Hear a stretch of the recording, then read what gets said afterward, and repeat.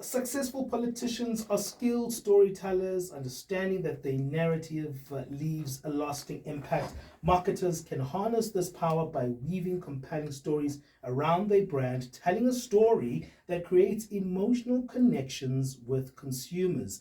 That's the assertion made by Dr. Elaine van Wyk from the IMM Graduate School. And today that's what we're going to be talking about, the interplay, the intersection between branding and politics. We know that in 2024, it is a crucial year for elections in Africa. There'll be 17 polls in Africa with up to an estimated 180 eligible voters. That's a huge chunk of people that will be involved in these elections in different countries this year. But branding and campaigning is a part of the electioneering process. What marketing tactics should be made aware so we understand the election cycle? What kind of messaging spells out the different approaches by politicians? Can politicians borrow from marketing? Can marketers borrow from the political world? That's what we're going to be talking to Dr. Elaine van Wyk about. Thank you so much, Doctor, for coming in our studios. It's a pleasure having you here. It's a pleasure. Thank you for having me. What compelled you to think about this interplay, this intersection between marketing and politics? I think there's a definite platform that we can learn from one another, politicians from marketers and marketers from politicians. And in such a momentous year where, as you mentioned, there are so many, voting going on around the world, that it is a very topical point. Mm-hmm. Let's chat a little bit about that. Marketing, from an intellectual perspective, we kind of like run away from it as ordinary citizens, but it affects us every day. We don't know whether to trust or hate marketing, but we have that kind of relationships with politicians as well. We don't know whether we should love or trust politicians, and I think this is an interesting link that you've made here. Yeah, I think, simply put, brand is a promise, and it, can we deliver on that promise? We as ordinary citizens place our trust in a politician, and can the politician deliver on that trust? Trust is quite a monumental thing. It is something that I think, you earn trust, and in marketing as well, you earn trust through a brand. So a brand is basically, the equity, the value of the brand. Mm-hmm. What does a brand stand for? The value can be measured in terms of the quality of the service or the differentiation of the brand, the differentiation of the product. Is it a quality product? Because for instance, if you take the IMM Graduate School, we sell marketing and supply chain qualifications, but there are many tertiary institutes that sell marketing and supply chain qualifications. Yeah. So what exactly differentiates us? It's the fact that we have industry connectedness. Some of our lecturers are actually actively involved in the industry. We have international connections and articulation, international recognition. So that's the brand. But then, can you deliver on that brand? Yeah. What we promise, is it actually what we deliver? And that's the same for politicians. Dr. Van Wyk, sorry for getting in there. For many of us, the laymen, when we think about branding and marketing, we only think about the products and services that we consume. I'll give my son as an example. He used to love one particular type of chips. So when we go grocery shopping, I buy that particular brand of chips. And then he went back to the one that he liked before for some reason. But it probably has a lot to do with the marketing and branding of these particular chips that he used to like, and then left them and now has gone back into. And with politics, we don't think of them as brands because we don't see them as selling us a product or a service, but essentially they are. So how exactly does the interplay between branding and politics also allow us to actually see where the marketing starts and where the electioneering ends? That's a very good question, and I think, as I said, brands or a brand is basically a promise. Yeah. So the different political parties have their strategy, they have their promise that they make to us. They have certain individuals that are influencers, effective influencers that create the psychological connection with their voters. Right. We have very powerful influences in the politics in South Africa. And does that individual actually extend beyond the party, or is the individual bigger than the party? Because the individual is not always going to be there. And that is one of the ways that it interplays, you know, a brand with politics, because is the brand, you know, sustainable? Is what they are promising us, you know, sustainable? Can they deliver on it? Can they deliver on their promises? And do they actually get the trust of the public? So if you look at municipals, you know, we need positive branding. So have they delivered? Have they fixed the potholes? Sure. Do we have electricity? Do we have running water? You know, those are the positive connections, the positive promises that they deliver on. And you know, you say something very interesting in your op-ed that you've written called From Brand to Ballot Box, subtitled Marketing Strategies to Help Politicians Win Elections. You highlight the fact that you know, politicians are cleverly use influencers. And that's very interesting to see that interplay, that even now social media becomes a very close strategy to campaigning, and they use public figures, they use entertainers. Even when you look at their campaigns, when they're in these stadiums, they've got artists, they just make it all about popularity. And that's interesting to see that take has become almost mainstream in our democracy, where pop culture is almost like taken over, and it's almost like overt marketing in our faces. And you say that actually the marketing world can actually learn also from the politicians themselves. Absolutely. I think, you know, if you look at what are they doing when they rally and they're campaigning, they are drawing some kind of emotion out of their voters. You know, that emotion, I always say emotions are not really reliable, but that's exactly what they do. You have such a fantastic experience when you are there with all these influences that they have, with the promises that they are making. They are vivacious characters. They really evoke a lot of emotions. True. And if you want a successful brand campaign or a successful marketing campaign, you need to evoke those emotions to get people on board to buy your product. People are moved by emotions, even though emotions are not really reliable. Can you expand on that? I mean, what marketers can actually learn from that politician who actually uses that system of pop culture, of the influencer, to sell a product? Even if the promise might not have any verification, there's still the glitz and the glamour, and the promise is just luring them behind that particular glitz and glamour that you were highlighting in your article. Yes, so I think, you know, if you look at it, is all about emotion, and people have a connection with certain individuals or certain you know, vivacious characters.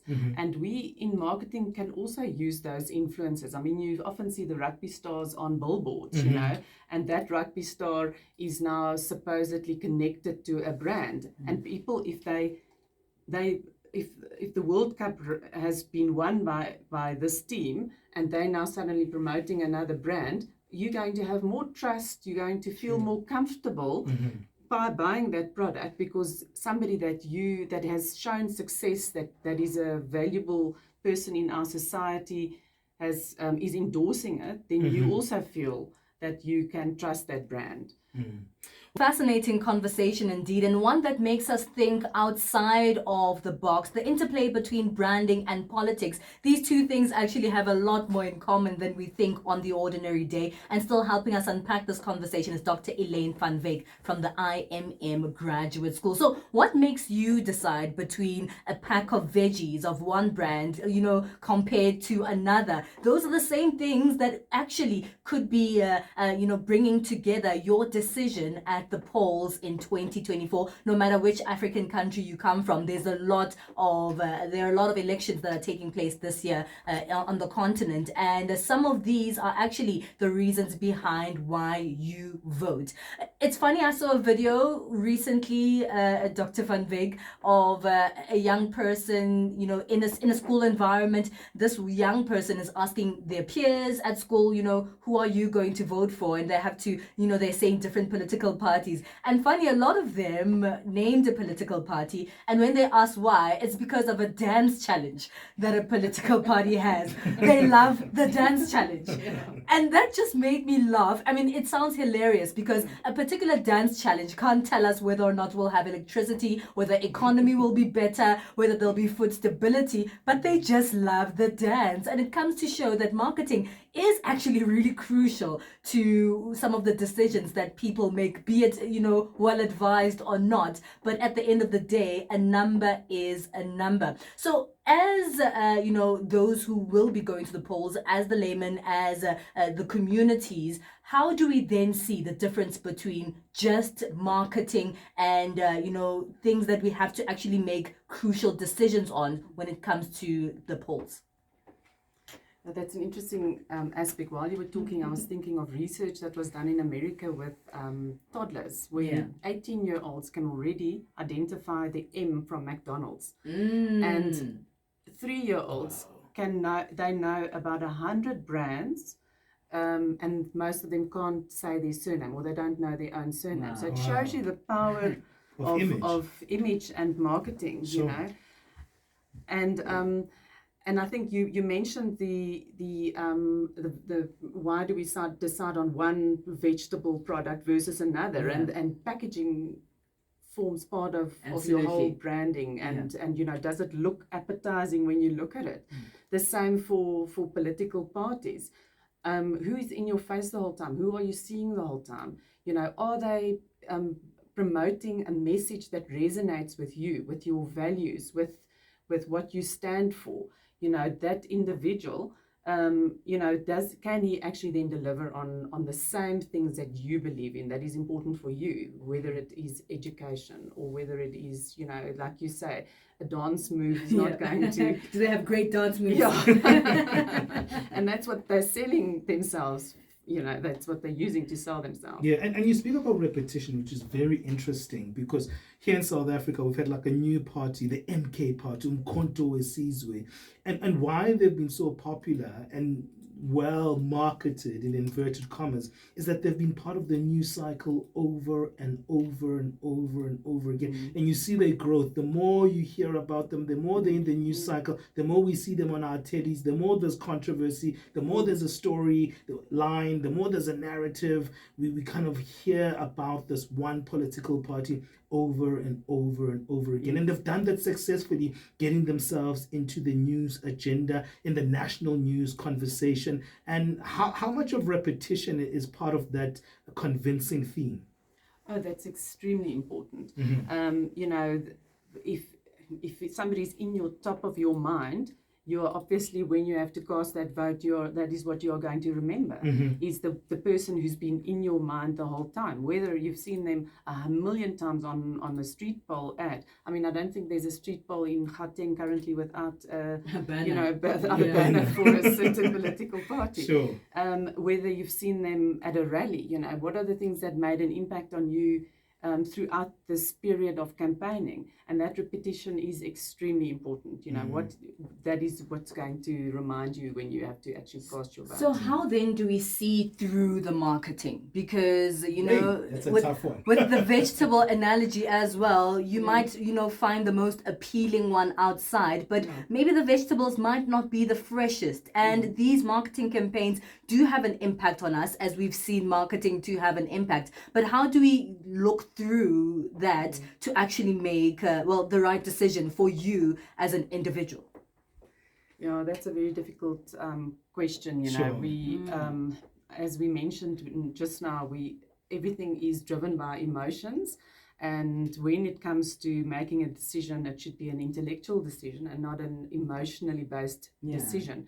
So I think one would have to go and look at the manifests of the political of the certain parties, maybe look at the credentials of the people within the party, look at whether they've been able to already perhaps deliver on something. There are many new parties, and how do you assess that? Yes, because they've never delivered anything before. Yes, yeah. And do you go into their professional, records and maybe see their curriculum vitae, maybe go to their CV and you just check through what they've done in the past. Yeah, it's and their values maybe. Exactly, their values, and do they have family values? Is that which is important to you also important to them? But their credentials, and that's a difficult thing because how many politicians have we seen that have false qualifications and so on? So it's very difficult.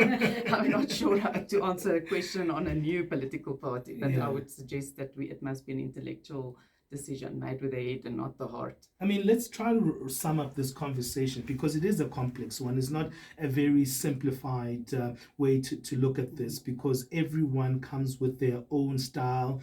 Everyone comes with their own proposition. They're putting something on the table. But essentially, everyone is coming with a promise. That promise definitely is something to investigate.